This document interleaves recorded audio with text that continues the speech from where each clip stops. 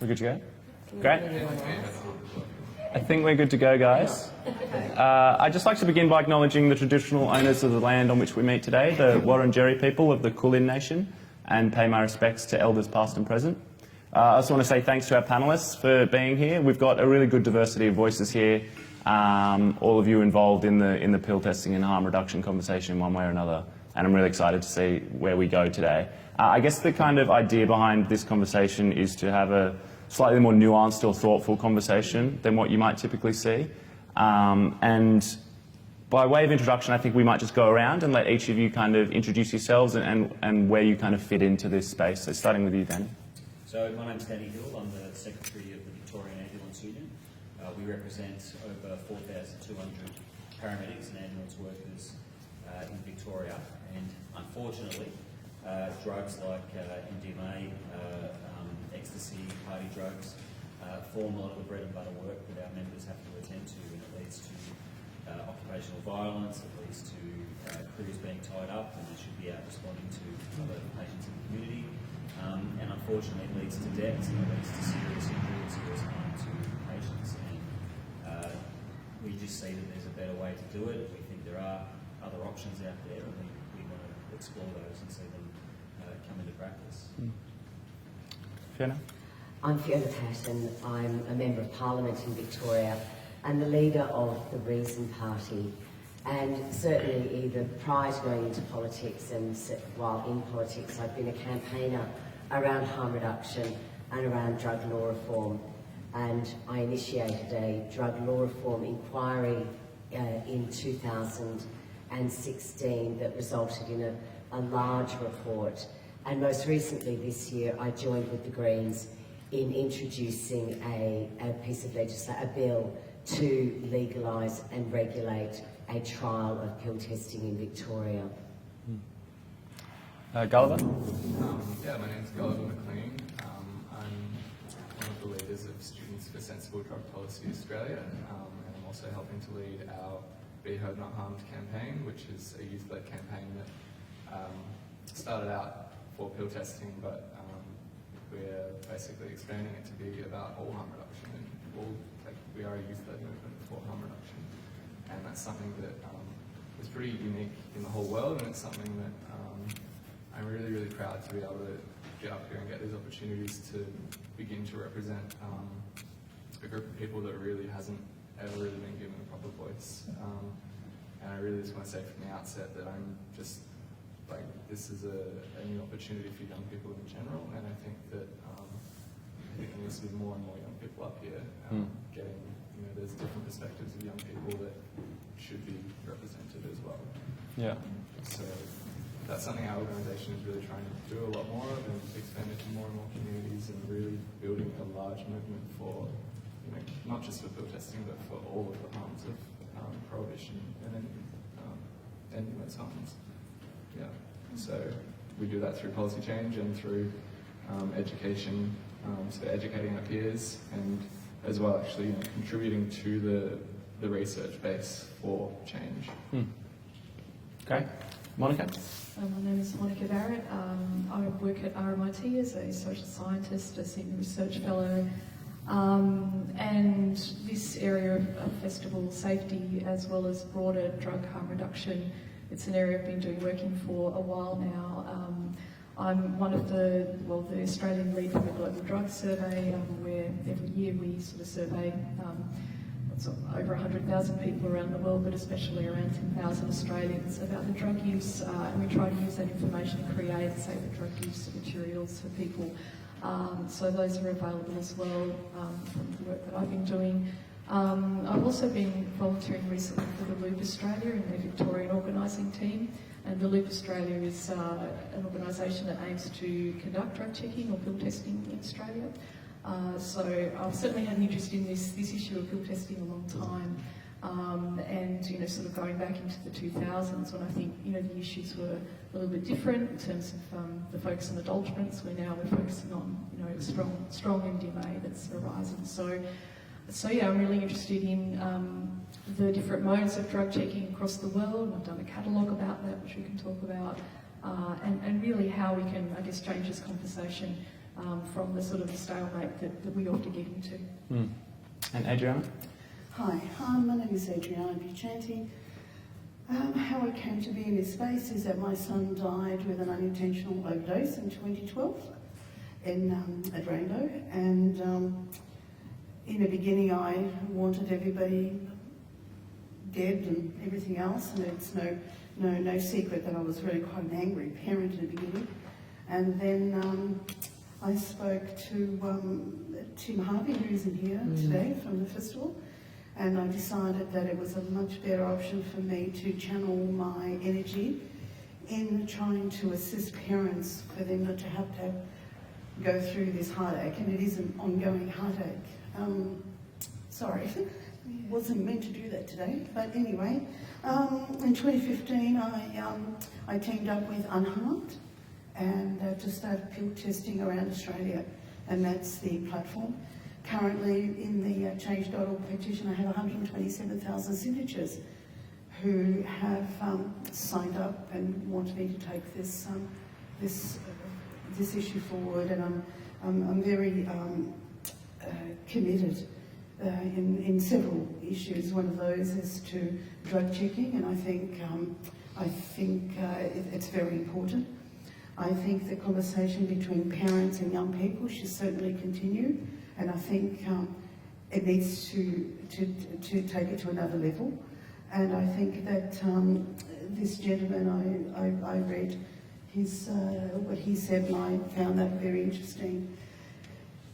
I've called for Mr. Daniel Andrews to talk to me, and he hasn't as yet. Gladys Berejiklian, I've sent a request for her, and so we'll see what happens. And I think together, as a whole, we will make a difference. Thank you for being here, and all of you. It's worth flagging that we did reach out to some anti-pill testing figures. Regrettably, none of them could be here today. Nonetheless, I want to start by talking about Australia's current drug policy, this very hard line, no such thing as a safe drug, just say no policy. And maybe I'll put this one to the group. How effective has that been in protecting people and reducing harm? None whatsoever, and I think that's the reason why it's really hard to get the opponents to come and speak publicly, because their arguments fall down every time. We know that Australia has some of the highest drug use in the world, and we also recognise that just say no doesn't work. We recognised this back in the 1980s when we set up some of our first harm reduction strategies. And yet on this particular issue, we can't seem to look past the prohibition and abstinence model. We seem to constantly want to go back, that if just people took chamomile tea at festivals instead of ecstasy, the world would be a better place. And it's based in some sort of Wally Wonka world that actually doesn't exist. Yeah, I mean, let's be honest, like, prohibition is crumbling. The fact that these conversations are being had right now means that it is crumbling, and not just in Australia, but internationally. And I think that Australia just seems to exist in some sort of bubble sometimes, where, like, what the rest of the world is pushing forward on, we just don't even seem to respect at all. And you see that in the debate around, like, pill testing, where it's like, you know, over 30 countries do it successfully, and yet we're here. Like, what's the difference? What is so special about the Australian drug user that means that we can't have pill testing? We seem to have a third world mentality in a first world country where it comes to drugs. This is what it seems like to me. You know, I speak to quite a lot of parents, and the issue is out there, and parents tend to agree with it. They tend to agree with having pill testing and having drugs tested. We forget. I think that in general we forget that drug taking has been going on for hundreds of years. You know, back in the 60s and for millennia. Yeah. Exactly, and I just don't understand really. I don't understand what the issue is, other than there must be something other. But that's a conspiracy theorist thing. Danny, you worked on the front line of this issue for quite some time. Without going into too much detail, was there a particular case or moment that has stayed with you and I guess persuaded you to support pill testing? Look, there wouldn't be one, there would be dozens of cases like that. One of the key things that I think has resonated with me a lot is this idea that young people have that they've got the safe stuff and they're not buying a drug off someone in a khaki hoodie in a cobblestone laneway. They're buying it off a friend or even a family member, someone they know, someone they trust, and they do think they've got a drug that is safe. And so often people are they get themselves into trouble and end up in hospital, that we've had to transport to hospital. They're in a shocking state, and it's because they've taken a drug that they actually thought was safe. So to me, the key examples of that will just be, I remember one particular young woman on the floor of a train station toilet in Footscray, spasming so hard that she was almost getting airborne off the floor. As a result of the drug, and she said, "It's drugs I've taken before and never had that. I've never had that response. This must be a bad one." And the fact is, there is no safe stuff, and even in pure quantities, it's still not safe, and it can still have that reaction. But to me, that the crux of it is getting through to people who take drugs at festivals that think they've got something that is safe and have some sense of security with it, getting some high impact in education through to them that what they're taking is poison. I think though, we can't, if we're constantly talking about them as if they're poisons, then we're going to miss the whole picture of what it looks like as a young person that, sees a lot of drug use and sees that these are things that have benefits and that, they're not safe, nothing is safe, but it's something that when it is in its purest form, it is being used safely. They are using MDMA for treating people that have post-traumatic stress and depression, and that is something that they've never had any incidents like you're speaking about. And so I think we need to be getting real about the fact that these are drugs that people want to use, and what is it that is actually making them dangerous, and it's clearly not the substance specifically, it's the context that they're being used in. It is the context, and in situations where they use it for PTSD, it's a very controlled environment in which it's used, and the amount of effort in a lab that goes into getting a dosage right of a particular drug before it's given to someone is not replicated in how they make an illegal drug that is then given out at a festival. So you're right, it does get, MDMA was designed as a drug for combat fatigue in the First and Second World War. They'd give it to Gurkha soldiers and send them into a war zone, with a battle rage, and it's been used for a number of safe treatments in the past, but in the sort of environment we're talking about, from our members' point of view, we just go in and just see the outcomes from it, and it's just too common. And I think, as Gulliver says, it's not necessarily the substance, it's the prohibition of it that has made it unsafe. So drugs aren't illegal because they're dangerous. Drugs are dangerous because they're illegal. Also, if we're talking about the history of MDMA, I'm actually not sure that that's entirely true. And I think that if it is, it's missing the whole other side of the picture, which is that it was used as a tool for therapists to use in couples therapy. And it was then, not even just couples therapy, all sorts of therapy. And then from that context, they were like, wow, this works amazingly. Then it escaped into the dance scene where it was still used for therapy, just not in a regulated manner.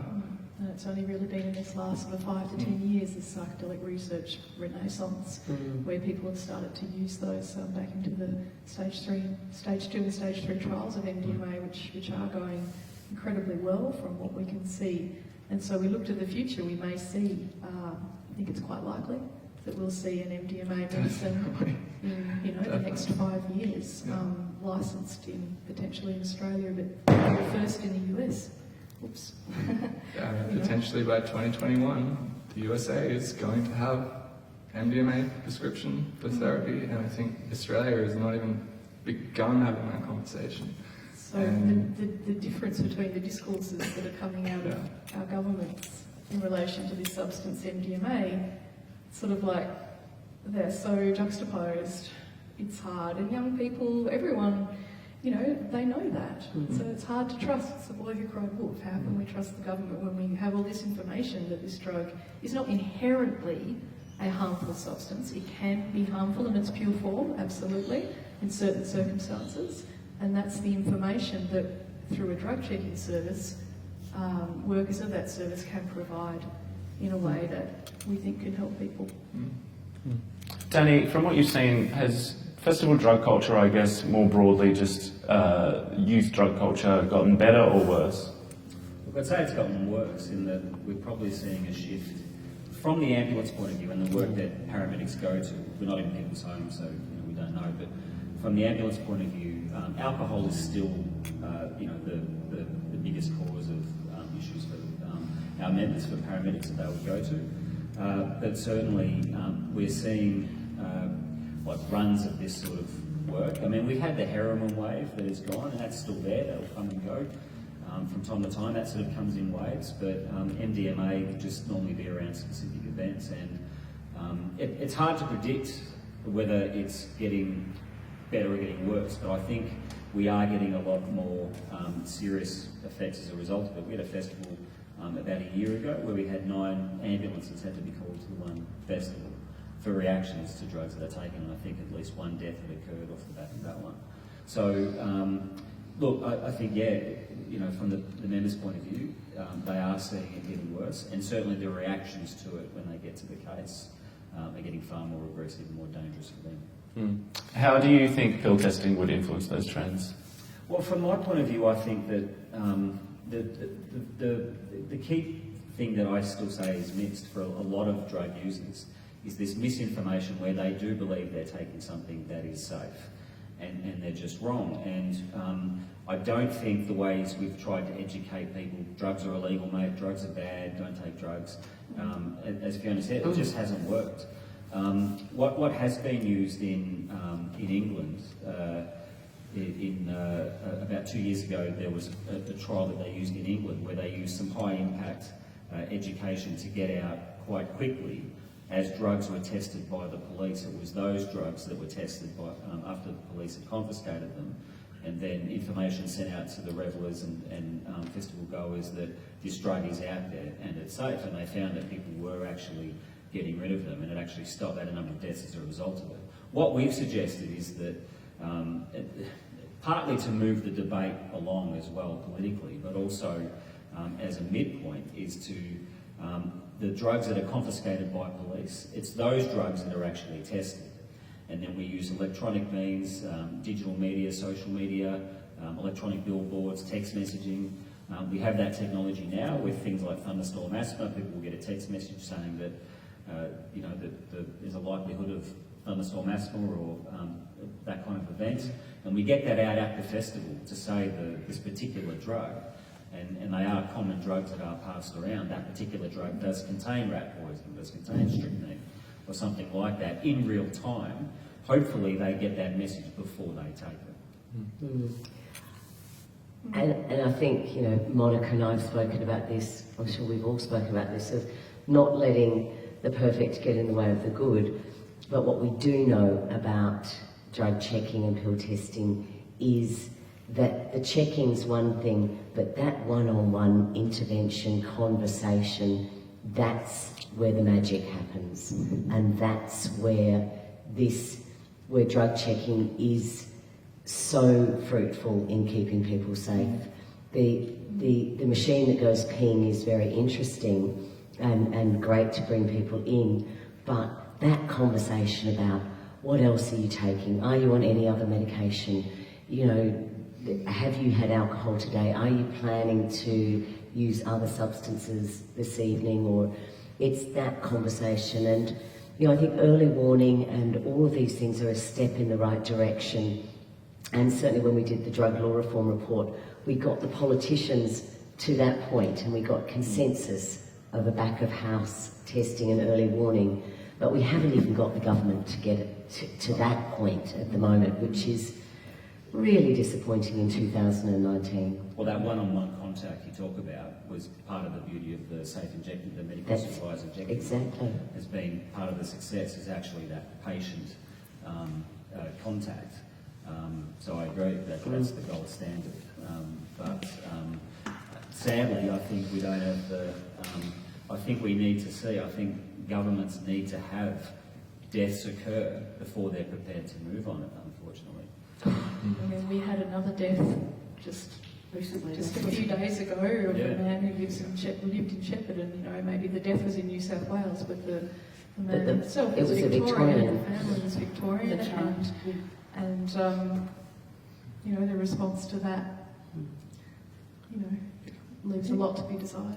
The interesting thing about having a discussion is that I think if Daniel had had someone that he could have talked to, and they would have said to him, you've now forfeited your capacity to go back to your tent. Because what he did was he took this, what he thought was acid. He hadn't taken acid for 4 or 5 years. So he called me and said, I've taken something I've never taken before. He knew. He knew very well that whatever he had taken wasn't what he normally would take. So what he did was he went back to his tent and took everything he could possibly take to counteract it, fell asleep and never woke up. Yeah. Now, had he had, you know, he was hydrated and got told to get on his way, and that was a long time ago, I understand. But I think if you have that conversation, if he could have had that conversation with someone and said, you now need to be observed for 4 hours, 5 hours, you know, what else have you taken, what else are you planning on taking, and it would have made a huge difference. And I think it got back to, you talk about the storm asthma and the response that we had to that. You know, it's massive and there's millions of dollars. So we have had a death and we didn't have that response. Yet somehow an asthma death is that innocent death where I think there's a moral judgment about people who die from taking drugs, that it's somehow that they're responsible and it's their fault. And Yes, and that their life doesn't matter. That's what it seems like to me. Yeah, and I think that's that, where we have That's to. this general consensus. Well, the entire debate gets captured by just saying drugs are illegal, mate. Yes, Drugs are illegal. exactly And right. if you listen to, if you can stomach it, if you can listen to some of the radio stations that often talk about, that Fiona and I have talked we about, get to you know, every second caller is just, don't these people know drugs are illegal? Don't these people know I drugs are get trolled illegal? all the time. You should read some of the information, some of the things that I get. I cannot believe it. Bring the body bags, bring the summer bags, it's his fault. Oh well, junkie died. You've got no idea. Yeah. And my son was far from it. Yeah. And no one was anyone else. Yeah. No, Yeah. So I just want to add a few things to what you've already said. I think, sorry, it's a bit difficult. I was actually at the festival where Glenn died, and I think before I get into that, I just want to pick up one point you said about, you know, the importance of those one-on-one conversations. And I think had he had a one-on-one conversation with someone, he would probably be alive right now. And that to me is disgusting and is a complete failure of government and police to act. And I think we've been saying for a while that, you know, the blood is now on these people's hands. They know the evidence. And to put the onus back on an individual who has, you know, tragically overdosed, I think is just absolutely appalling. And to see the media response, you know, the way that they have portrayed that, and still coming back to, you know, all the things about saying it's like, oh, it's all it takes is one pill to kill, and it's his responsibility. He took that pill, he died, therefore it's not our problem. Which Almost is just, like they're using it. it's just ridiculous, because what it looks like on the ground when you're actually seeing, you know, you've got the New South Wales Police saying in the Sydney Morning Herald, saying if anyone thinks of using, they probably, you know, they shouldn't be using illicit drugs because it's like playing Russian roulette. That's a quote. And I think the way of framing this is like, well, it's his fault because he decided to pull the trigger. It's just completely, it's absurd. The difference in reality of what is going on the ground. It's like, it's not Russian roulette. You know, there's thousands of people taking drugs at these events, and there's only one overdose. So clearly it's not playing Russian roulette. It's not 1 in 6 chance of dying. It's completely just widespread and normalised, and to not be addressing that fact is just, I think, just really sad. And then, you know, you talk about the one-on-one conversations, and it's like, it's not just the one-on-one conversations that you can have, it's actually the way that you can change the entire culture. You know, you have that one-on-one conversation with someone, then they go and have that conversation with their friends, then that, just the ripple effect of actually treating people with respect and empowering them that's something I think the government just does not want to even begin to have that conversation, because it's like, it's just, we're in this world, and to get to that world, there's so much that has to be overcome. And I think they're really, honestly, I think they're just afraid of how do they get to this better world where, you know, we can all see it sitting up here, but I think it's such a big effort for them, I think, to see how, you know, for now, it's just easier for them to, you know, sweep it under the rug. It's like, it's just another young person dying, but like, there's no reason that they should be dying. Adriana, I'm interested, how does it feel for you, having gone through what you've gone through, and then seeing more and more people, young people, suffering similar fates, and then the media coverage that follows from that, and the government kind of continuing to dig in its heels on drug policy? What does that feel like? It's frustrating, sad, maddening, and then I get into the anger. I was talking to somebody the other day about when, on Sunday morning when I put the TV on and that boy, I read that Glenn, it actually threw me. It's been almost 8 years since Dana's been gone in January. But it's like being re-traumatised all over again, and because you know what the families have to go through. And it just makes me so angry that nobody wants to listen. Because at the end of the day, it doesn't just affect the parents, it affects a family for generations. Like, you look at the bigger picture, it affects generations. Like, my granddaughter is never going to have cousins, and she asks me, why don't I have a cousin? It's never going to happen. Why is it going to happen? Because your mum only had one son, one brother, and it's not going to happen. And so by the time she grows up and has children of her own, it's going to be generations. You know, I'm always going to be the mother whose son died at a festival. That's the reality. And so, sorry, go on. No, please, go on. I was just going to say, it just incensed me, really, that, and I've called for Gladys, called for Daniel Andrews, anyone that would listen, come and talk to me. Close your eyes for 10 seconds and just think of the person that you love most in your life never coming back. Feel that gut-wrenching pain. Feel it. And then open your eyes, and you know that that's just a point in time for you, but that's me 365 days a year, and all the other parents, and all the other parents whose kids we don't know about. What about all the other ones that die at home? Die in parks, cars? You know, the festivals, yes, it's important because they become public property. What about all the other unspoken people? What would you say to Gladys Berejiklian if she was here today? I have actually looked into Gladys's bio, and with all due respect to Gladys, she's not married with children. But maybe she must have somebody in her life that she loves more than anything. And I'd like her to just do that little exercise to see what it feels like for that person ever to come back. And then come and say to me, why wouldn't you do something about it? Why wouldn't you? If you knew you could make a difference, why wouldn't you do it? That's what I would say to her, yeah. Monica, you've done quite extensive research in this field. I think maybe this would be a helpful time to kind of get a handle on what it is we're actually talking about here. Sure. So how does pill testing actually work? Sure. So drug checking, pill testing for the Australians, it's a service for people who consume drugs to come submit their sample anonymously to find out what's in it, how strong it is, and within an intervention, as we've spoken about, the magic is certainly in that one-on-one discussion. It could be with a peer worker or a trained alcohol and drug worker or a clinician that conducts that final, could be 5-minute discussion. So that's sort of the drug checking trajectory. But then that information about what's in that substance, which is catalogued, photographed, it could be any kind of substance, a pill, a powder, a liquid, a tab, certainly not just pills. And all kinds of substances can be adulterated or misrepresented with other substances, and also all kinds of substances have different strengths, different unknown dosages. So this is the information that you would find out through a drug checking service. And in the global catalogue, I think it was mentioned earlier, we had in 2017, there were 30 countries, over 30 countries across the world, where we found, over 20 countries across the world and over 30 services within those countries that were conducting a service that met that definition. And what that meant was it wasn't just at a festival.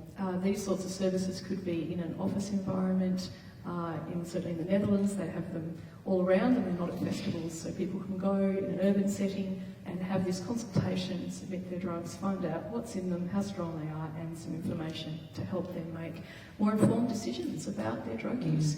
So it doesn't have to be in the heat of the festival environment, although of course that's a really a fruitful place to reach people. So there's festivals, there's fixed sites, there's also postal drug checking services in some countries.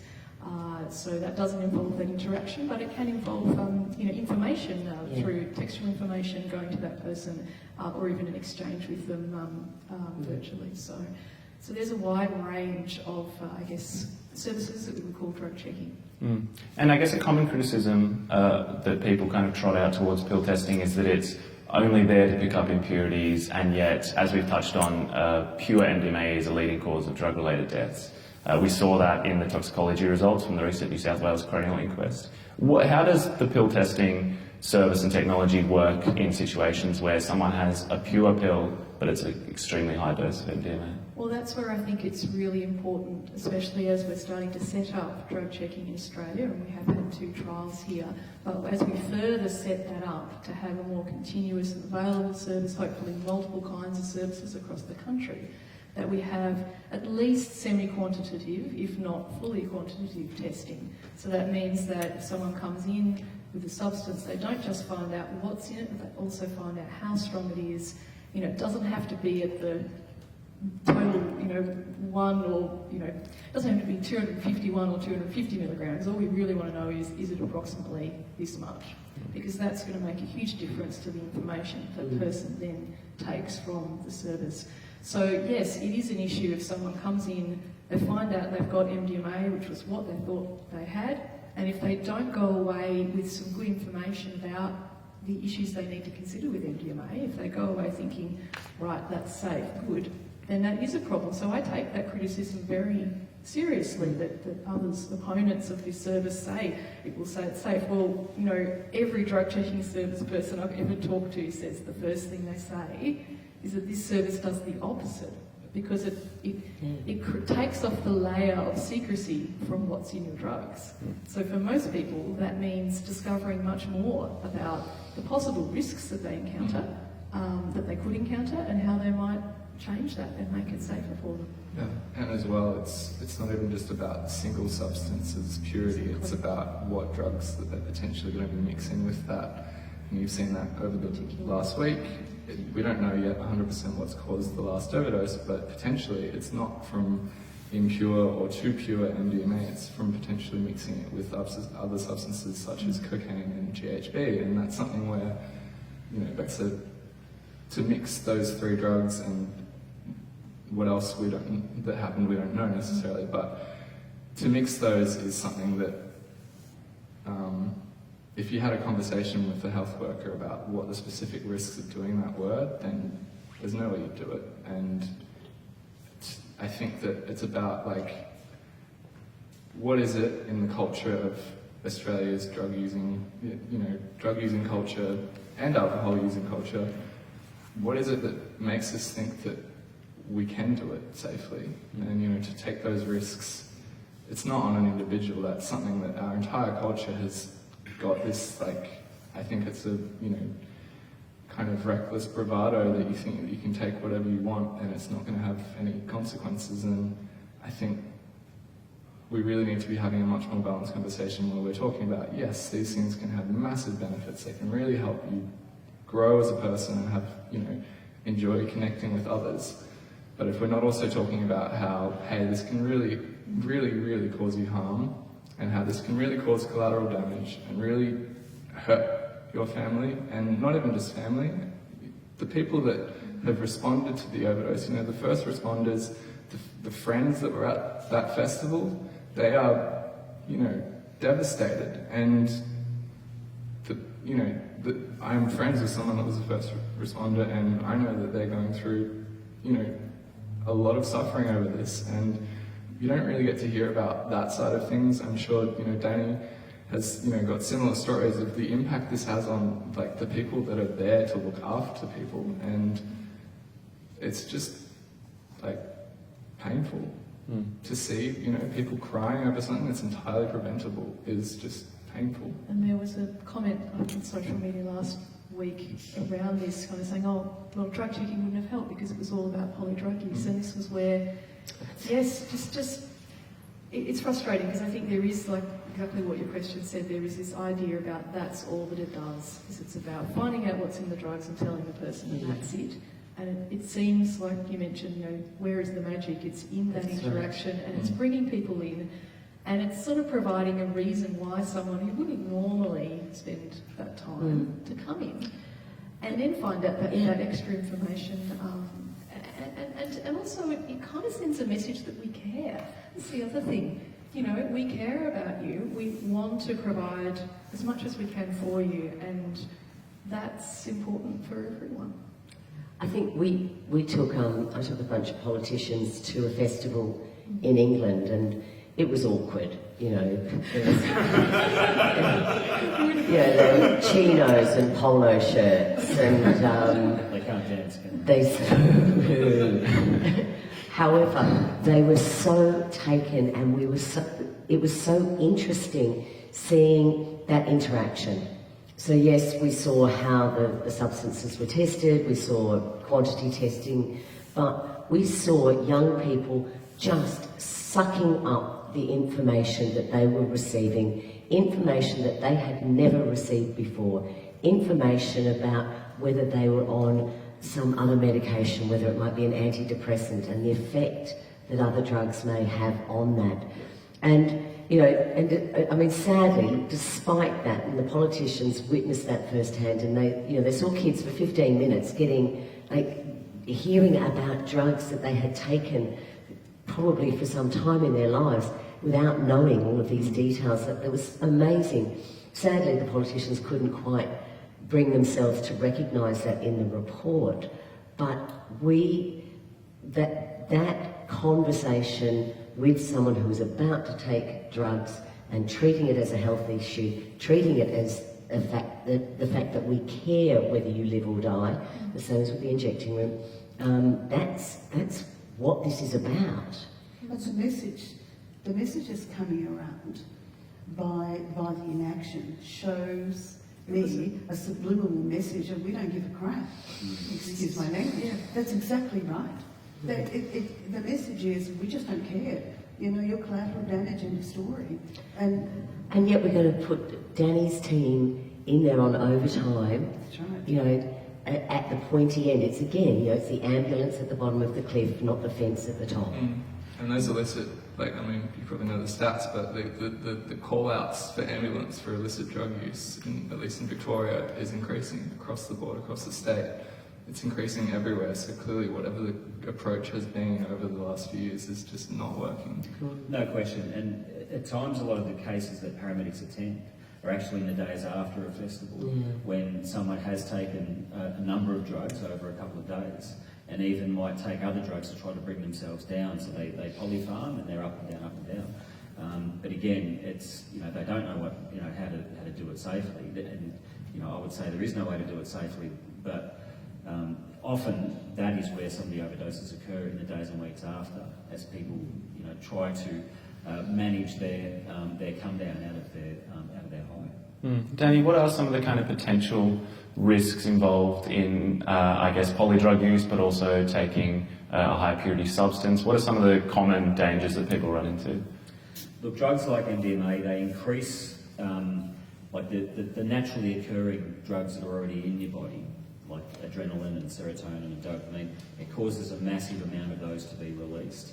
But your body actually has quite a smart protection mechanism in that it mops up all the excess of those that are not needed. And what a lot of these drugs do will actually increase the amount of those natural stimulants that are released, but block the ones that actually are there to, the enzymes that are actually there to break some of those things down. So your body sort of goes into, like the safety valve is switched off, and you're in ultra high speed mode, your heart rate's up, you're euphoric. These are all the happy mood chemicals that are in your brain, but there's no protection mechanism that is normally there to bring you down, to slow your heart rate down or bring your blood pressure down. They're switched off. So, you know, the first is that obviously with your cognitive state is obviously affected, and a lot of the cases paramedics will attend to will be injuries that people have had as a result of taking drugs. They just decide they can pick up the skateboard and do what they did 25 years ago, or they become more adventurous. They can become violent and hyperactive and hyper-responsive to aggression and hyper-aggressive. They can develop seizures, they can have blackouts, they can faint, but ultimately they can actually have their heart rate can race and their blood pressure can increase so high that they'll burst a blood vessel in their brain and effectively have a stroke. So we actually have people in nursing homes now as a result, young people in nursing homes as a result, or 24-hour care, as a result of a stroke that they've suffered. Or they have a heart attack, and your heart just cannot sustain that sort of pressure and speed and contractile force for that period of time. It just can't. So eventually your heart kicks out and they go into cardiac arrest, and sadly they don't make it. What are some telltale indications, or I guess red flags, that someone might be having an adverse reaction? Look, I think the likelihood of an adverse reaction starts very early with regard to some of the behavioural things that may occur, and I think a big part of it is, you know, we have members who are assaulted by people who are taking these drugs, and you know, so that's sort of an early sign. Is people become aggressive, they become dangerous, but certainly they can, you know, once they become unconscious, once they start to black out, once they're looking like they're getting weak at the knees and they're starting to fall, they can't hold themselves up, if they're developing headaches, they'll become very hot and sweaty. You know, really it's getting time that you need to think about getting them water, getting them somewhere away where they can rest, try to calm them down, bring their heart rate down, and call an ambulance for them, because the trajectory of some of those cases normally ends up being pretty grim. Adriana, I want to go back to you briefly. Do you think that most other parents and people your age are fully aware of the kinds of things that go on at events like music festivals? Look, it's interesting because I was thinking about that. I think the generation gap doesn't even exist, because when you look at Generation X, who have got kids now, you know, 13, 14, 20, 21s, they all went to different raves and things like that. So we can't play the generation card anymore, I don't think. There's a lot of information out there, and I think that it's up to the parents to actually inform themselves. And I did. For me, the hardest thing was, you know, that Daniel liked taking paid drugs. That was the hardest thing to accept, but I accepted it, and we talked about it. So to say that they don't know is because they probably don't want to know. They don't want to know, and it goes back to that, you know, just say no, but they forget that Woodstock was 50 odd years ago. So that was, and I went to somewhere, there's drugs going on there. So, yeah, we can't play that card anymore, you know, not with Google and the information. They don't want to know. I guess part of the reason I ask is this conversation obviously gets a lot of airtime, Yes. but the people we tend to hear from are typically from the older generations, whether it be kind of Gladys Berejiklian or Ray Hadley or Koshy. Older than me. Do you think that the people of your generation, or more pointedly the decision makers in this country, the politicians and the legislators, are out of touch with reality? I don't think. correct me if I'm wrong. Thanks, Adriana. I actually don't There'll be think... some exceptions to that, of course. There are exceptions to the rule, and I think that I met with Gladys's advisors this year, actually earlier this year, and they assured me that they were aware, they were very aware. I think they're in a very awkward position. I don't think that they're out of touch. I think they know, but it's a matter of whether they want to do anything about it, and whether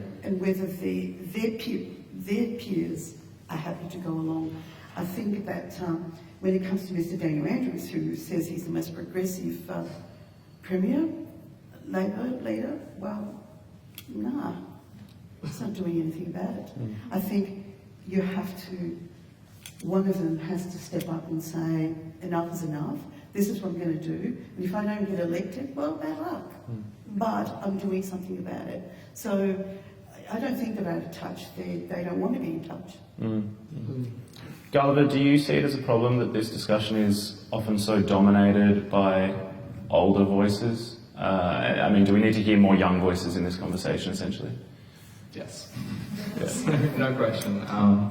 Before I get to that, I actually just want to pick up on what you were saying about, the fact that you had this relationship where you were talking to your son about his drug use. And he rang me from the festival, so that... But even before that, yes. you had this open communication with him, and I think that's where we really need to, like a lot of us are all pushing for, parents to be having dinner table conversations with their kids about the fact that, like, well, yes, drug use is pretty normalised at the moment. You're probably going to encounter drugs, let's be honest. Let's stop stigmatising it and actually just treat it like, it's drug use. It's not a moral failing. It's a social issue. Yeah, it's just something that is happening, and I think we need to move beyond just trying to call for, like, parents to have more of an open conversation, to actually be like, well, actually, the drug use is going to happen. What can we do as a family unit to be actually pushing for policies that are going to make it safer? So I think that, that's something where I think more and more parents need to be,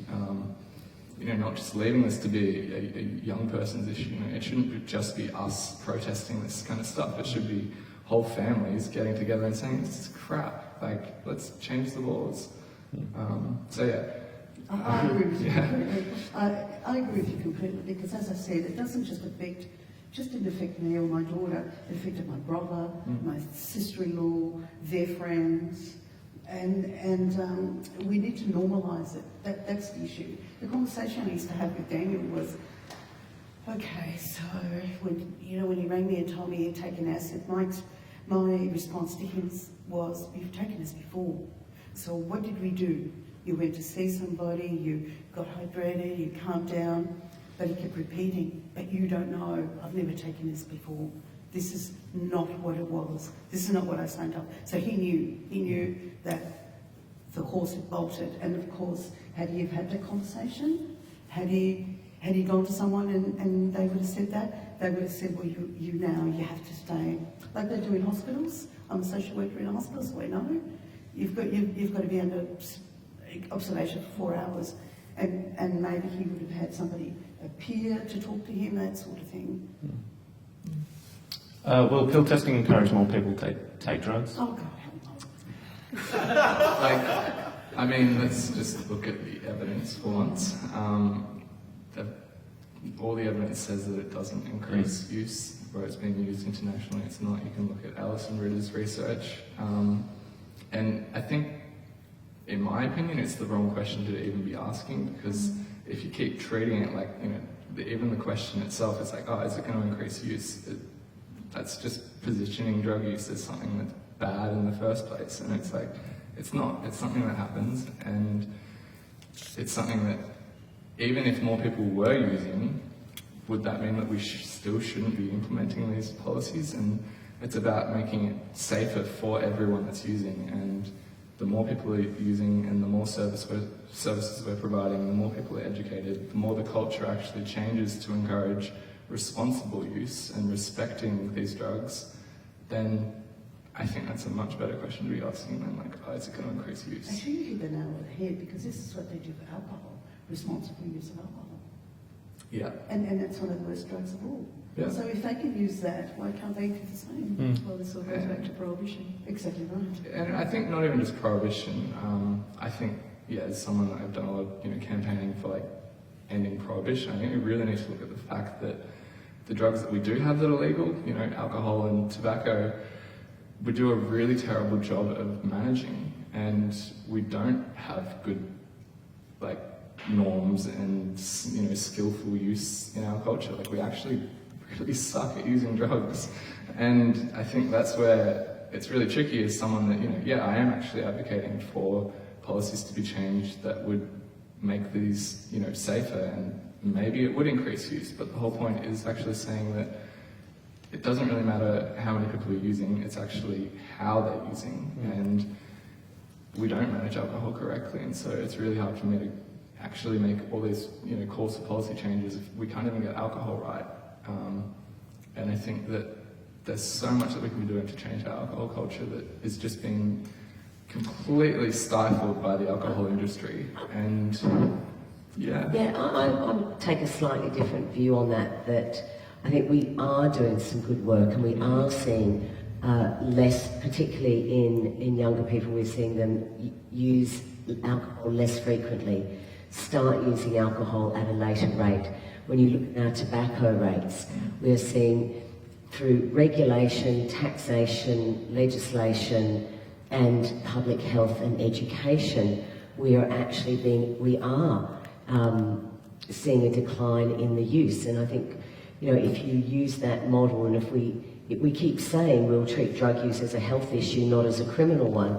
We hear police minister, we hear premiers say we can't arrest our way out of this issue, we have to treat it as a health issue, and yet they don't. And yet they say, actually this summer we're going to put more sniffer dogs on, there's going to be more police out there, you're going to be more likely to be arrested or charged. So they're saying one thing and then doing completely the opposite, when we do know that when you regulate, control, educate, and when you keep a drug illegal, it's very hard to have those conversations that enable people to make those better judgments. And as I said at the beginning, that the drugs themselves are not necessarily dangerous, it's just that they're illegal that makes them far more dangerous. And, I'm not saying that alcohol is safe, but we can modify the amount of alcohol in our alcohol. We can ensure that we know what's in the substance that we're imbibing. We can tax it to regulate the amount that people consume. And I think we look at those models of the legal industry, and I'm not saying they're perfect, but I'll tell you, they're a lot better than just prohibition. Sure, but I think it's about, if we calling for pill testing, we always get constantly told that, you're giving a green light to drug use, which is wrong anyway, but you then look at another drug, alcohol, and what is the current situation of alcohol advertising if not promoting drug use? And yes, you can put a little use responsibly in the corner, but the entire culture around alcohol, at music festivals, you've got alcohol companies with massive advertisements there saying, use alcohol, it'll make you have a fun time. And it's like, well, what is this bizarre world we're living in? It's just crazy that we've got these massive just dichotomy, and I think that we can do a much better job. Yeah. Do you think that some young people don't fully have full respect for drugs or the potential dangers involved in taking drugs? I think it's not just young people, I think it's all of society, and I think we really need to contextualise this whole thing that, yes, it's young people that predominantly get the news attention because we're overdosing in a really tragic public way and we've got the rest of our lives to live, but it's our entire society has a problem with drugs, and if you look at the most recent overdose stats, it's actually not young people that are the ones that are overdosing the most. We may use the most drugs, but only 1 in 10 fatal overdoses of someone that's under 30. It's actually the rest of the population that is overdosing on things that aren't party drugs. They're overdosing on benzos and opioids, things that are legal. legal and prescribed. And so, to come back to answer the question you really wanted to answer, it's yes, young people don't really respect them as much as they should. And that's that can be changed. And that can be like, I volunteer with DanceWise, and we go to festivals and we talk to young people about their drug use, and like, there's still people that I meet that have never heard of DanceWise, that have never looked at harm reduction information, that have never had a conversation about it. And like, if you're using drugs and you're not actively searching out ways to do it more safely, then of course you're not respecting it. So I think we need to call it out that, like, yes, we can all be doing more to do this more responsibly, but I think that it would be a lot easier if the government actually helped by putting out, well, for one, expand funding to peer-led harm reduction education services like DanceWise, and two, do more public harm reduction advertisements. You look at somewhere like Norway, who they've just started doing a campaign where they've got advertisements in the streets, like not just at festivals, like on the street everywhere, which has got like, a picture of a normal-looking person, and it just says, this person used GHB. They didn't die because they knew not to mix it with alcohol. It's pretty simple. Campaign. And it's the opposite of what we see here. Yeah. And I feel like with this conversation, I don't know, I feel like we, with those who aren't here to talk for the other side, we probably argue, well, yes, they do want to save lives. I think, for sure, then the disagreement comes in how and whether or not the reduction in harm where use is not necessarily reduced is a valid way to save lives, or whether or not you must only save lives by reducing use. And so I would look at that, I guess, a research perspective, thinking theoretically and thinking, how could we possibly save as many lives as possible? Yes, potentially someone might stop using drugs and therefore it's impossible for them to die from a drug overdose. They could die from an alcohol, or anything else, of course. But that is one pathway, and we do have to acknowledge that. But it's only one pathway. Why can't we use 10 pathways to reduce death? And why can't we also recognise that we've got the paramedics and the ambos saying that this is a good thing. We've got the nurses saying it's a good thing. We've got the doctors saying it's a good thing. Psychiatrists. I don't think there is a single health peak body that does not endorse drug checking or pill testing in Australia. It is only the police and the politicians who are opposing this harm reduction measure, and they are flying in the face of all of the research, all of the evidence, and all of the experts that make a living out of saving lives. I think they're also... Almost not even disagreeing, just dismissing by saying drugs are illegal, mate, drugs are illegal. You don't even get to have the discussion. And when we talk about having a nuanced discussion about, well, what does it actually mean? What type of drug testing regime would it be? And even to try to create a level of comfort in within the opponents to it, you don't even get to have that. You just you get stupid hypothetical examples. Oh, so would it be okay for me to do this? And you don't even get off. You don't even start a decent conversation about it. So have you had a discussion with the police commissioner? Oh. And the health minister? Well, yeah. I remember one conversation with the senior police officer. Just stop right there, Fiona. Yeah. You can stop right there. We're not going to have this conversation. We're not doing it. So, Fiona, why do you think police and politicians and, I guess, legislators and lawmakers are so insistent on treating this as a criminal problem rather than a health problem? Look, I think it's two things, and I think one, politicians and governments don't like to change. It's like if they can keep the status quo on as many things as possible, that keeps them as the smallest target for the next election. So they can't be criticised if they don't do something. Well, that's their perception. I think number two, it goes back to the first response is drugs are illegal. And let's face it, while many of us here and maybe many in the audience watching have taken drugs, the majority of Australians haven't. The majority of Australians haven't taken them, and they haven't experimented. So, there's a large percentage that have.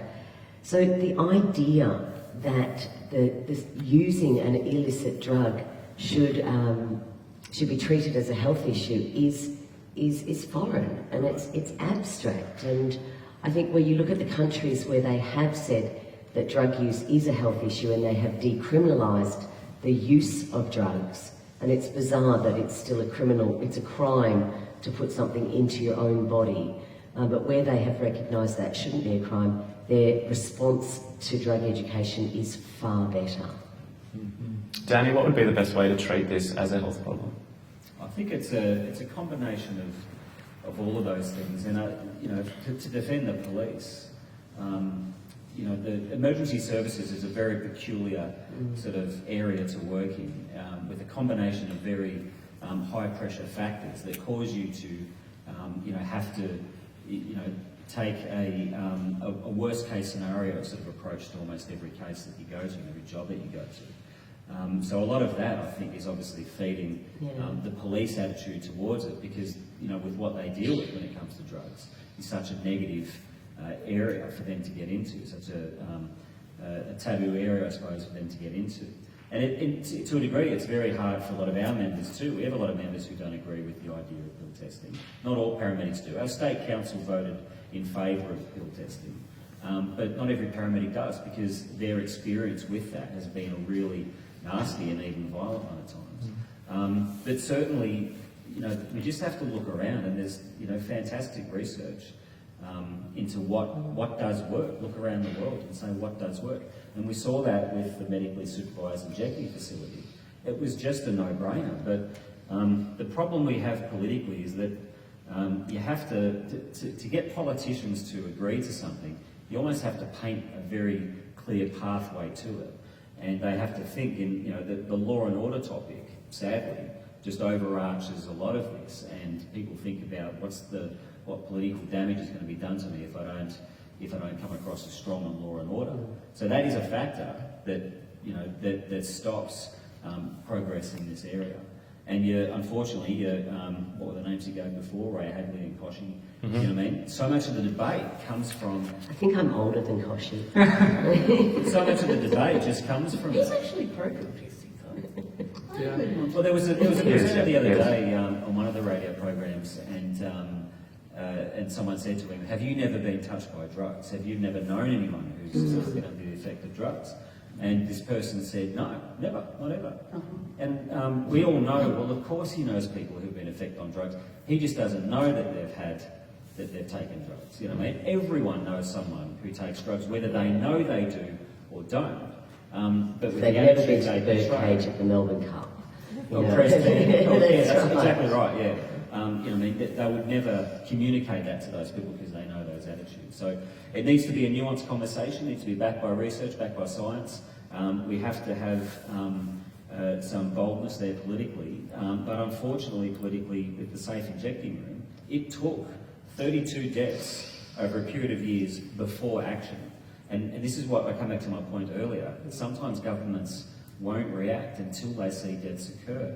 And why couldn't we have the safe injecting room after 16? Why wasn't 8 enough or 4 enough? You know what I mean? Why do we have to have another summer where deaths occur before we say, okay, now it's time to act? Because, that one death, that one conversation starter in the media is a family member like Daniel, you know what I mean? And I just wish we didn't have to have these events, these horrific events occur before the political bravery was there to do something about it. Yeah, I think it's also not just the individuals that are close to us that we may not know that use drugs that could benefit from policy change. It's also, we really need to look at the bigger picture of what prohibition is doing internationally, and the fact is that the entire way that all the people in the birdcage that are using cocaine at Melbourne Cup, where's that cocaine coming from? What's the supply chain, and what is happening along that supply chain? Because it's not pretty, and there's a lot of criminals making a lot of money off of it, and there's a lot of people that are being killed because of that crime, and because of the fact that we're treating it as an illicit substance. And it's, all the corruption that happens and the way that influences all the, these countries around the world. Seeing a country like Mexico and Colombia that, they're really starting to come out now and be like, this is crazy. Why are we prohibiting these things when it's literally just causing we're just giving money straight to the drug cartels, and the people that are dying because of that, the wars that are happening, like it's not about the one person that's overdosing at a festival. It's about the thousands of people that are dying because of the entire drug war. And if you're constantly in the media, if the media is always just pill testing, young people, it's like you're missing the whole picture. And I think it's like, personally as a young person, it's like I want to be constantly changing what the debate is and where we're actually drawing all this, you know, how we're framing it. And I think that why aren't we having a talk about what fair trade cocaine looks like? You know, that's something that we should be talking about. We were at lunch, actually. Grow your own.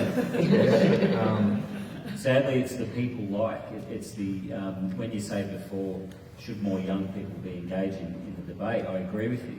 But as far as changing attitudes, it's the older cohort that actually have to change their attitudes. And, you know, sometimes out of sheer morbid curiosity, I do listen to radio stations that, you know... I listen when you're on, Danny. Yeah. Like I want to get my chest pain out of the way early in the afternoon, so I tune into it. But you do have to listen to it, and you do have to say to yourself, how do I convince that person? Drugs are illegal, mate. Yeah, I know they're illegal, but let's just pick it apart a little bit further. And what might work, what's not working is what you say. I agree that drugs are illegal. You do have to almost come down to very, very... my children have autism, and sometimes you have to really come down to their level and pick something quite simple apart to communicate it to them. And it's almost the same skill set. You have to talk to commentators and say, you do realise I'm not saying we're going to make every drug in the world legal. Exactly, and it's actually kind of a weird full circle that the one-on-one conversations I have with people who are opposed to it, that, you know, when they're yelling, when they're calling in to 3AW or something like that and, you know, yelling down the phone as this anonymous voice, or they're trolling, saying terrible things online. But if you're eyeballing someone and you're talking to them about this, you get a very different response. Yeah, that's right. Mm-hmm. And I think you have to work with the biases that they already have, which is, you know, for a lot of people, this is an issue about law and order. And I think that's where you come back and look at someone like Daniel Andrews, where their main fear as a political party is that the Liberals will win on a campaign about law and order. And so if they take away that one, like if they lose ground on law and order, then that's going to jeopardise their whole next election campaign. And so that the way that, you know, Daniel Andrews is putting money into prisons, you know, billions of dollars into building new prisons, and then you look at like, well, actually, what is it that's actually causing us to need more prisons? What's driving the increase in the prison population? And you look at it and you're like, well, actually, there's a huge role that alcohol and drugs are playing in people going to prison. And it's, if we treated alcohol and drugs better, then we wouldn't have so many people going to prison in the first place.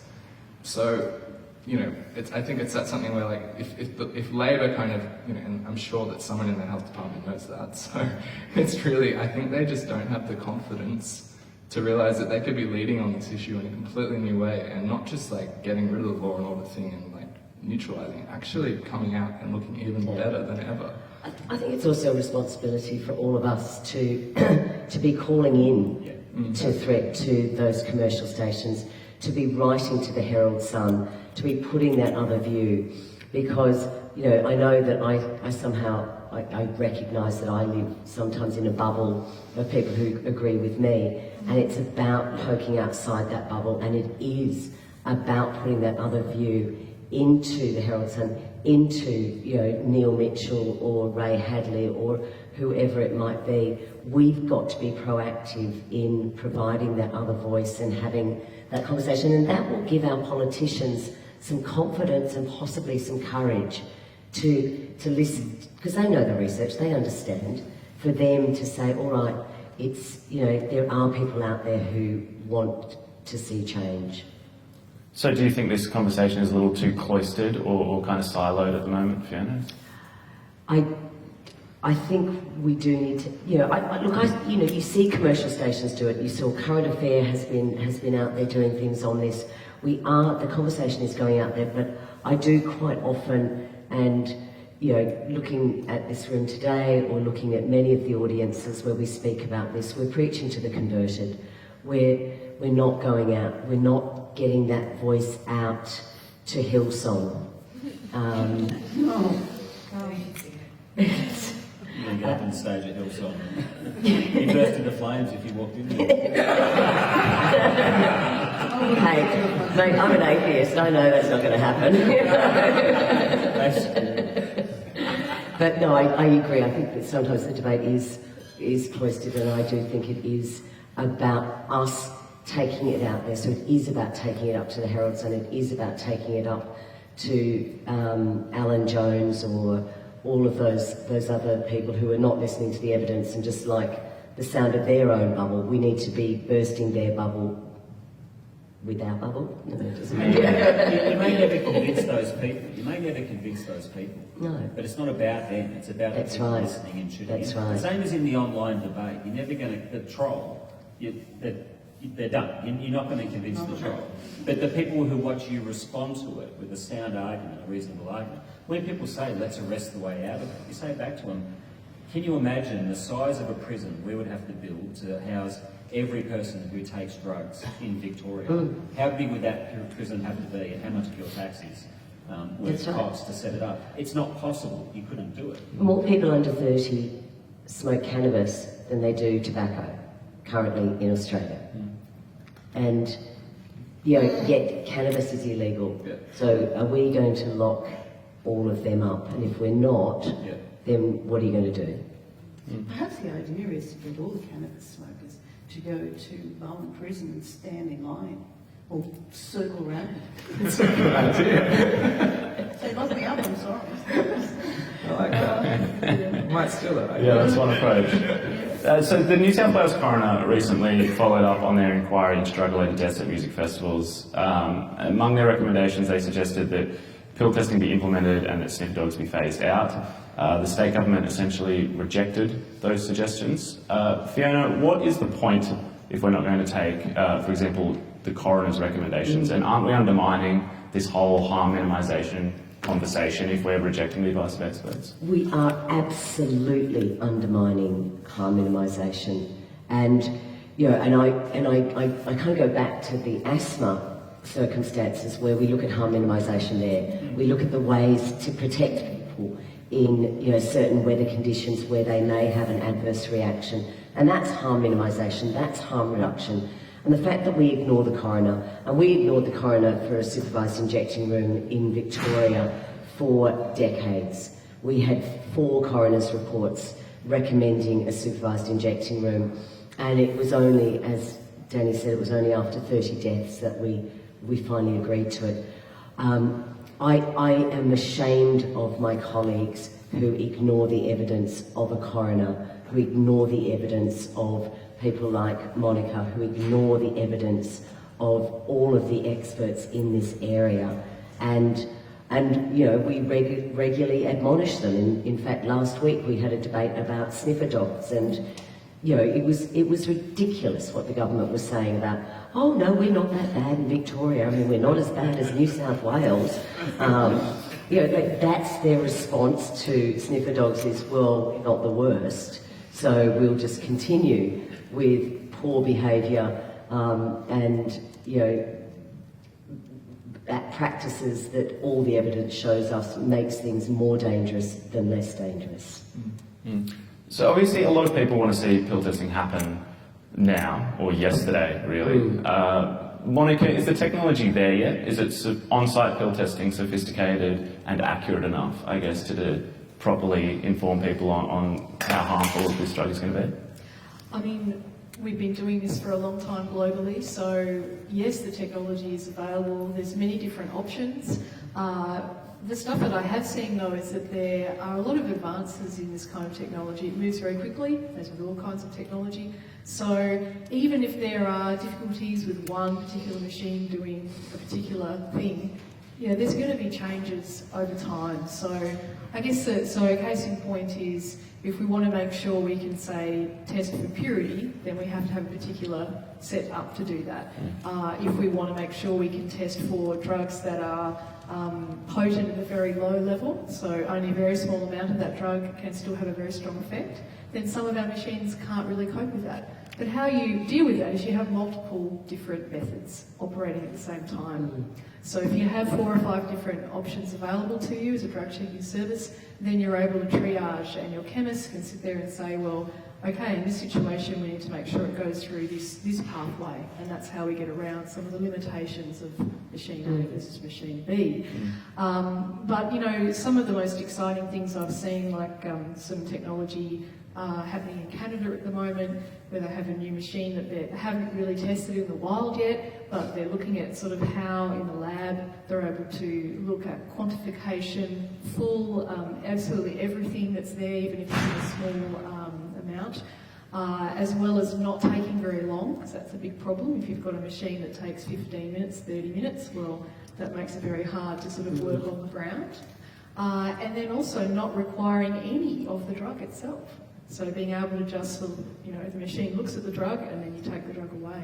So those sorts of, if you can find technology that does all that and can be purchased in a price that is reasonable for folks, then that's obviously a best case scenario. But I don't think any of these things should stop us doing this right now or yesterday. And obviously we're already doing it, the world's already doing it. So this is just to say that any of the concerns on the technology side, and those debates can be had with the people that are more skilled than me, and I'm not a chemist, and they can certainly be debated. But in the end, because that magic is in the intervention itself, you know, there's absolutely no reason not to go ahead. We use MRI machines, we use X-ray machines. They don't find everything. They're not 100% perfect, but that doesn't mean we don't use them and that we don't value them. And let us all just remember that what we know is that the machine that goes ping is great, but it's the health intervention, it's that one-on-one conversation that is actually where you are going to save someone's life. That is how you're going to do it. Certainly telling people with accuracy what's in their substance is another thing, but if everything was 100% perfect, we wouldn't have the pill. We wouldn't have polio vaccinations. We would not, you know, again, don't let the perfect get in the way of the good. And there will never be any perfect technological solution to this. And indeed, I think this conversation has shown that, you know, it's actually not about the technology. No, it's about attitudes, it's about respect. Yeah. So, you know, the more that a drug checking service can operate within a culture over time, you know, that ripple effect comes out. And, you know, what you said, Gulliver, is definitely on point. Thanks. Just a final question. I'm going to put this one to the group again, and maybe we'll go through one by one. I'm interested to hear what you want to see happen with harm minimisation, and I guess what the ideal endpoint is for you. Maybe we'll start with you, Danny. Can we start by getting the definition of harm minimisation and harm reduction, because they are two different things, and I'm happy to give it, but I'm tired of seeing the wrong word being used constantly. Well, I guess where you would like to see this kind of conversation go. So that people know that in Australia, harm minimisation is the overarching national drug strategy, and under that comes supply reduction, demand reduction, and harm reduction. It's a separate thing. So if you're saying you support harm minimisation, you're actually saying that you essentially support prohibition. And so it's this language thing where, like, people don't even know the difference. It's just ridiculous. Yeah, it's a very Australian problem, but... And it's sort of historically a way of our governments over many decades massaging this so that it would sort of fit with other concerns that they have, for sure. So, yeah, we do have to be careful with what we use. And, you know, harm reduction traditionally is about, you know, anything that can reduce harm without necessarily reducing use. So that's a really good thing to think about. So that would be a needle exchange and a myriad other interventions. So Danny, I guess harm reduction wise, where would you like to see this go, and what is the kind of ideal endpoint for you? Look, for me, the endpoint is, why do we have to wait for the coroner to tell us something before we listen? Why don't we listen to research to say, you know, this could do harm? before we actually have to wait for the coroner to investigate a death or multiple deaths before an investigation comes out of it, before something comes out of it. And sadly, I think that's the political reality that we have, is that unless we have very overt examples of harm, like we had with Richmond, politicians don't act. And I guess what I want to see is, I won't try to match the expertise with regard to the terminology, but I just want to see people live. I want to see people have fun without having brain injury or death or assault one of our members. I don't want to wait for the coroner to say something before people listen. Fiona? I would like to see the use of drugs decriminalised. I don't think it should be a criminal act to take a substance personally. And in doing that, that would enable us to actually treat drug use as a health issue, not as a criminal one. I would like to see us put the same focus and expenditure on harm reduction as we do on the other two pillars of supply reduction and demand reduction. So if we spent the amount of money that we spend on supply reduction, which has not managed to reduce supply at all, on harm reduction, I reckon we would reduce harm significantly. Gulliver? So the latest, basically, I think that we're not using the number one resource we have, and I think the latest Triple J survey of 15,000 young people, so aged 18 to 29, I think. And this is one of the biggest drug surveys, and we're doing it every year for the last few years, has shown that 6 out of 10 young people have used an illicit substance in the last year. And that's more than what the national official ones that the government use. They think that it's only 30%. So clearly, however, there's a difference in these surveys, and I think Triple J's one is probably better actually. And over 4 out of 10 young people have used MDMA, and that's, once again, that's double what the government actually thinks is going on. So clearly there is massive drug use happening out there, and it's normalised, and I think we're not using the number one resource we have to make drug use safer and reduce harms, which is young people.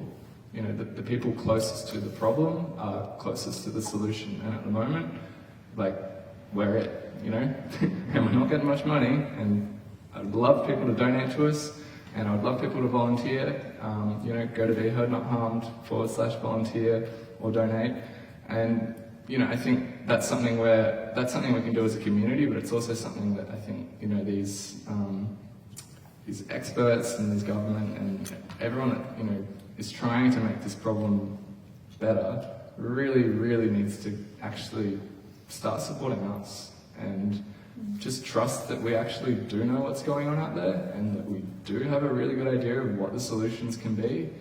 And it isn't just policy change, it is cultural change, and that's something that we can be leading ourselves, and we're going to do a hell of a lot better job than the government's going to do. So, yeah, give us your support. Monica? Yeah, I'd like to echo what you've all said there, and in relation to what you said, Gulliver, just recognising the expertise of young people to determine their own lives. That's such an incredible and obvious thing to do. I was also, in preparing for this question, going to say what you mentioned, Fiona, about the lack of balance, the crazy imbalance between these three pillars of supply, harm and demand reduction. We also need more funding towards treatment for those people at the other end. So the demand reduction and the harm reduction bits need to suck a little bit of funding away, just enough, to really make a difference for people both at that end where they depend on drugs and really need treatment and are waiting for months to find it when it could be made available with funding, to the harm reduction end where we know in this conversation here there are things that we could do for not a huge amount of money really, hundreds of thousands we're talking at least to begin with, to really just get some more of this on the ground. Peer-based services, DanceWise, I'm astounded at how little money DanceWise gets from from Victoria's government. I can't. They do so much on so little funding. Again, just a little bit, less than $1 million, even less than $500,000 would just change that. It would double, triple, quadruple the amazing work that they could do. So, on top of that, again, looking at decriminalisation of personal use is a really, it's a critical thing, and it's being discussed all around the world at the moment. It's not a fringe topic to talk about.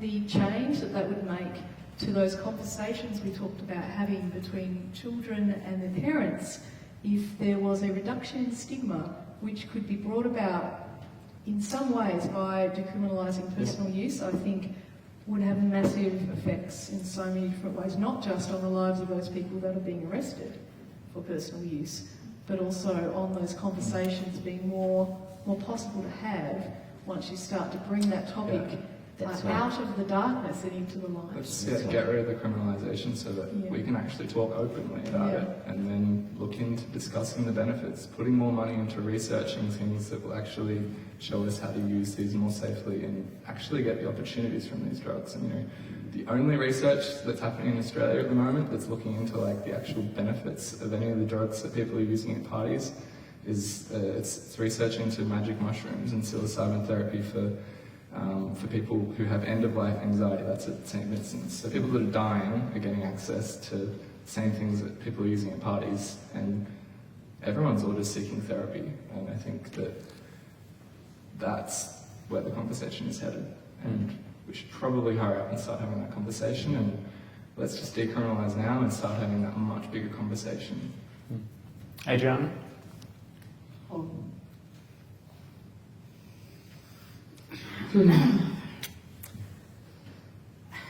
It's obvious that pill testing isn't going to, drug checking isn't going to happen this year.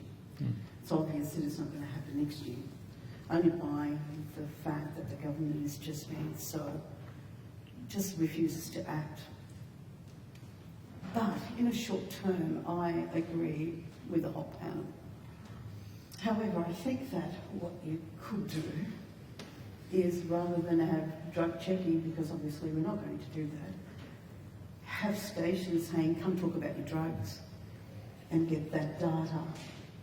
You know, I think and it's only a short-term thing, but if you had the conversation, you may not necessarily have the drug checking, but if you had everyone in their little banana pajama things, whatever it is, you know, come check your drug, or come chat with your about your drugs, and people will go in there and get enough information and enough data, you can turn around and say, this is what we've come up with.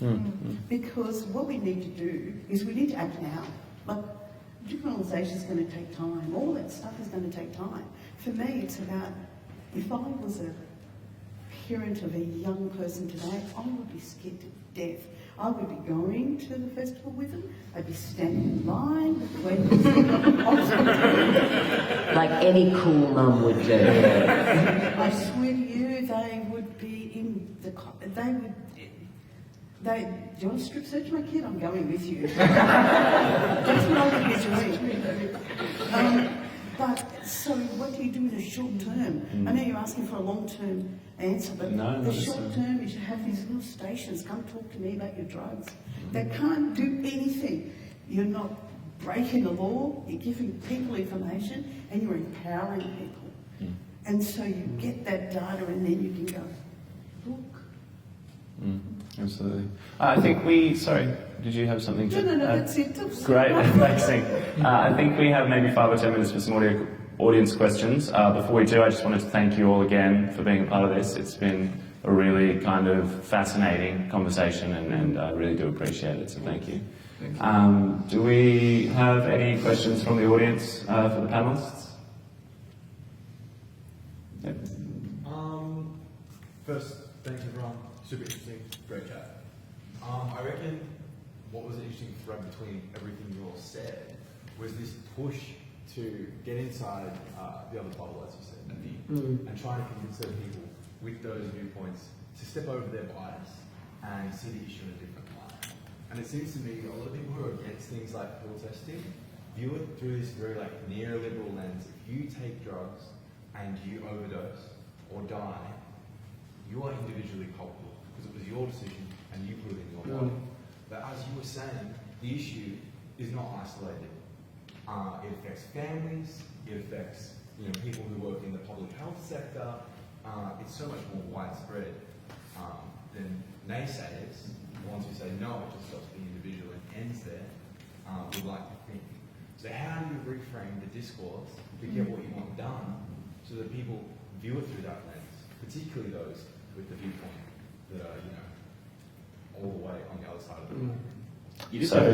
Sorry, just to repeat for the sake of those listening home, the question was, how do we get out of these kind of individual viewpoints and reach a kind of common consensus and all view from the same? Look, I think I agree with Fiona. You just got to start, and you just have to start calling in and writing in and having chats with people you might not normally, listen to stations you might not normally listen to, and engage with that, because you just got to think, who's more likely to make the first move? Are they more likely to come to you for an explanation, or are you more likely to have to go to them to give them an explanation? And I don't see them coming to us to say, hey, I was just thinking about changing my opinion. It just doesn't happen. So you have to drive that engagement.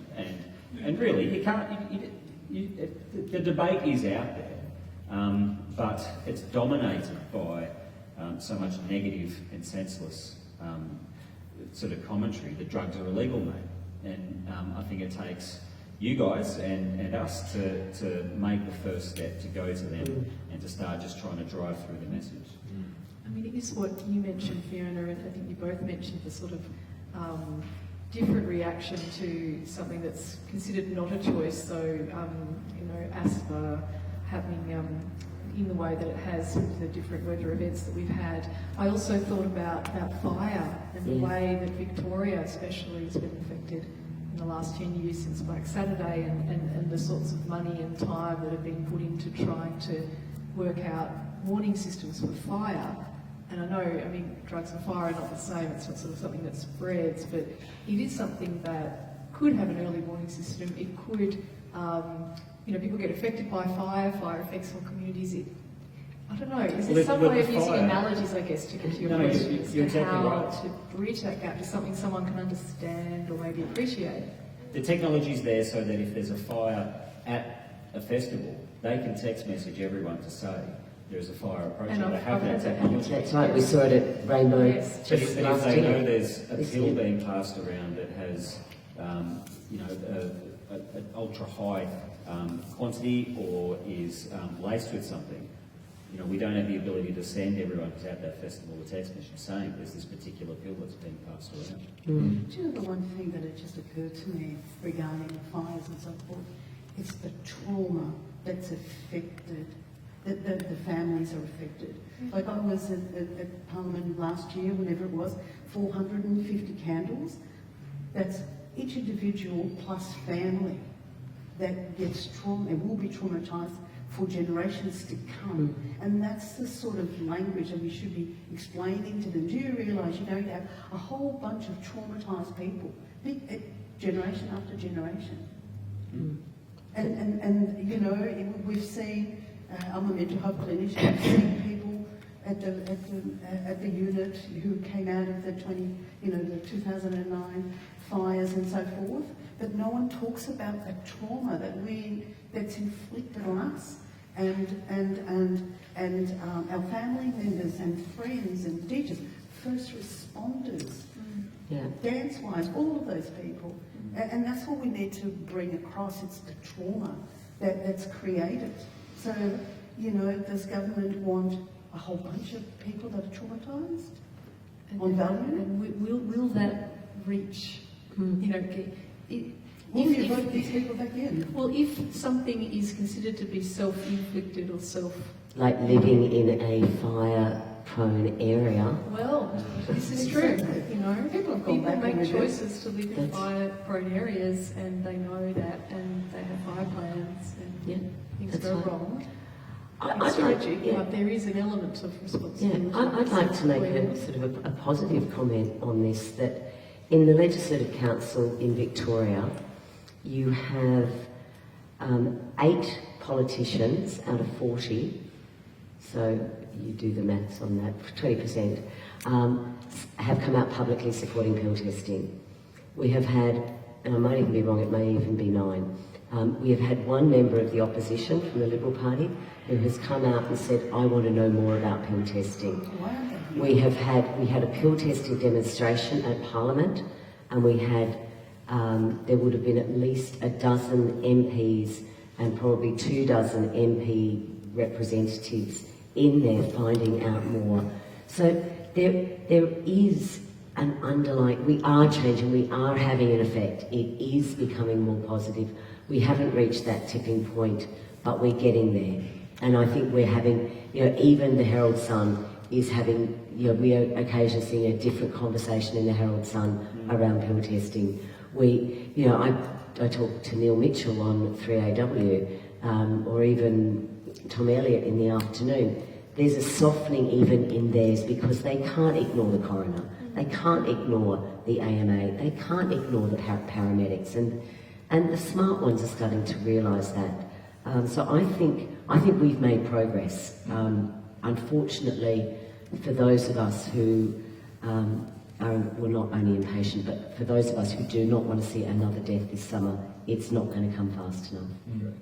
I think, can I just put something onto the point about how we, how do we pop this, or how do we get into these different bubbles that, people outside of this room, and they're getting away with essentially like misinformation, and I think that's something where we need a much, much stronger, just general body that actually polices the police and, polices this misinformation. Like, you look at something like, all the police Facebook pages, they put out all this like stuff about, the drug busts that they've done, and, make it all like, we're doing such a good job of like stopping the supply of drugs. And it's like, well, you're not. The evidence says that the supply of drugs is just as available as ever. So why are you being allowed to misinform the public, and then seeing people, comment on these Facebook posts being like, well done police, like such a great job. It's like, you've just like seized like $1 billion of MDMA. That's one shipment. Like, there's a lot more out there, and what are you doing? And like, that's where I think we really need to have some form of like accountability, where they shouldn't be allowed to get away with saying this stuff, because it makes a real impact to the people that don't have any critical like analysis skills. Just a quick one. Danny, the Police Association don't agree or support the evidence of pill testing. What's the reaction of the police officers on the ground when there's a festival overdose? So the question was that the Police Association don't agree with pill testing, and what is Danny's reaction to police on the ground in the event of an overdose? Or the police's reaction on the ground. Do you mean it like at the time of the drug overdose? Look, they're traumatic cases. The paramedics and the police work shoulder to shoulder on all these cases, and in a lot of ways, it's almost like we're just there to do the same job and to put up with the same bullshit. You know what I mean? And when you're dealing with these cases, they're never, they're never pleasant. They're never nice. Often you're in fear. Because there are people around you, there are bystanders, and if police are there with paramedics, it's not because the paramedics have a sense of urgency or a sense of fear with them as well. But if there's an overdose, like the police, are carers as well, and really do care for the patient, and I don't want to see it happen. And often, I think we need to be careful when we talk about the police, because the police officers that work on the ground, regardless of what they think about the merits of pill testing or of legalising drugs, they don't enjoy, the effects that occur as a result of people taking drugs. They don't enjoy it at all. And every paramedic has done jobs where they've shared a hug with the copper at the end of it, because it's been such a traumatic and devastating event to occur.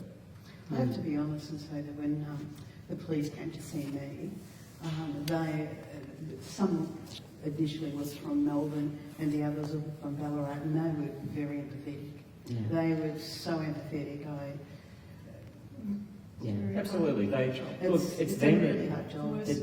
They're the ones that have to do the door knock. We don't have to. We'll tell someone that someone's died if we're there at the scene. But typically it's the role of the police to knock on the door and have to do that. And having done that in real life on a number of occasions, it's the work, like they never get easier. You know, if you've done 40, you don't want 41, you don't want 42. And you know, they have to do that. And it's really not nice. So I get, you know, we direct a bit of frustration towards the police, but their job is to enact the laws that the politicians have created. So, you know, they're doing their job, and if they could wave a magic wand and not have another death from this, the Police Association as well, they would do it. And I would say the Police Association are quite engaged in the debate. Yeah. And you know, we talk with Wayne Gatt quite a lot. You know, I don't think you know, their position is for theirs to articulate, but they're certainly engaged in the discussion. They have a different view. One final question. Right now. Sola dosis facit venenum. The dose makes the poison. Classic maxim of toxicology. I get really concerned when I hear people like yourself, Danny, say there's no such safe level of drug consumption. If you gave everybody in Australia 5 milligrams of MDMA, it would be a hell of a lot safer than giving them peanuts. So my question is, I worry that narrative interrupts the ability for us to talk about safe dosage, and something that's happened in the debate, I think that we've kind of walked over that point. We were talking about adulteration a lot in 2016 and 17, and a lot of the deaths over that period were due to adulteration, but the more recent deaths have been from high purity. And overpolicing. Sure, but so I just wonder, like, I don't know, from anyone on the panel, like, how do we, like, is that a problem, that narrative that there's no safe dose, to actually get us to talk about safe dosage, and how do we address the issue of safe dosage? Is it something between safe and safer? Just to repeat the question was that the dose makes the poison, so therefore is it misleading or misdirection to say that there is no such thing as a safe amount, and how do we kind of overcome that? I mean, my response is Yes, safe and the safer. difference between safer and completely and utterly safe. And I also felt uncomfortable with your phrasing because you were saying, you know, no drug is safe. And if I feel that phrase is no drug is safe at all completely, then I agree. But I think, you know, drugs can be used in a safer way, and the risk can be reduced dramatically through many different versions. And not We only used to that- talk about safe sex, but then we changed that. We talked about safer sex. Yeah. We didn't Yes. actually say that, you know, using a condom Sense. was safe sex. We just said it was safer. And I suspect that safe or safer. And maybe that is- R gets dropped off and then people don't see the nuance.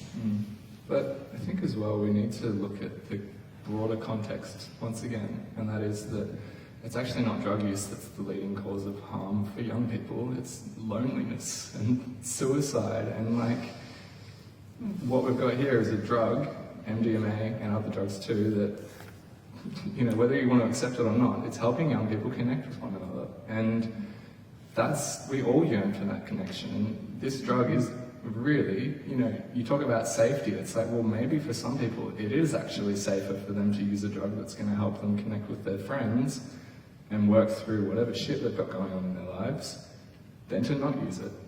And so we don't typically speak of the benefits, Yeah. I think is your point. And so the conversation focusing only on the harm and then this sort of, you know, less and less and less harmful to be completely, and there's no discussion about benefits. And for some people, absolutely, that those benefits counteract the other problems that's going on. So this moving into a safer and more connected community more broadly as a goal, yeah. and putting drug policy within that, I think is a really good way to consider it. So, you know, Monica, for example, is an expert in this area. I don't deny that. I'm a paramedic, and all I deal with is the harm, and that's it. That's all I deal with. That's our bread and butter. And Yeah, no one calls you saying they're having a good time. that's right. And you know, so I guess you're giving different perspectives of an overall problem. We're at the, we're right at the end of the plank with where, often, from a mental health perspective, when we're dealing with mental health patients, where an ambo gets involved, it's because all the other systems leading up to that have failed at some point. So where it tumbles down to us, it's just about harm, and it is about harm. What I want is, when we go to a patient who's having a heart attack, our treatment is the result of an enormous amount of scientific evidence and medical evidence by people who are not paramedics. They're the experts, they're the doctors, they're the professors that deal with that area of research. So if my narrative's wrong, I take your point, but I'm a paramedic, and what we want to see is a genuine reduction in people who are dying as a result of this. That's how we've entered the debate and how our members have entered the debate. But really, we would just, if we wave a magic wand, you'd handball it all to the experts to drive it, and we wouldn't have to be up here on this stage taking part in it. But I think as well, looking at, you talk about from a perspective of the, health responders and ambulance, you're looking at the harm that, you're talking about the harm that's happening to the people that are using drugs. But once again, I think we have to look at the harm that's occurring because of the trauma that you're experiencing, of not just looking after people that are experiencing drug harm, but any of the trauma that you're experiencing from any of the people that you're having to look after and people that you're seeing dying. And I think that that's where, even for your, for your own ambulance community, they're dealing with so much trauma. Yeah. And what you've got with MDMA is something that is literally being used in clinical settings to heal trauma. And I want to see the ambulance community come out and be like, hey, actually, Dan Andrews, we'd really like to, do a little trial here where our community gets to use some MDMA for PTSD, and, then see how that changes the debate. Yep, I agree. I think that's a pretty good place to end it, guys. I want to say thank you all again. It's been a real pleasure. Thank you. Thank you.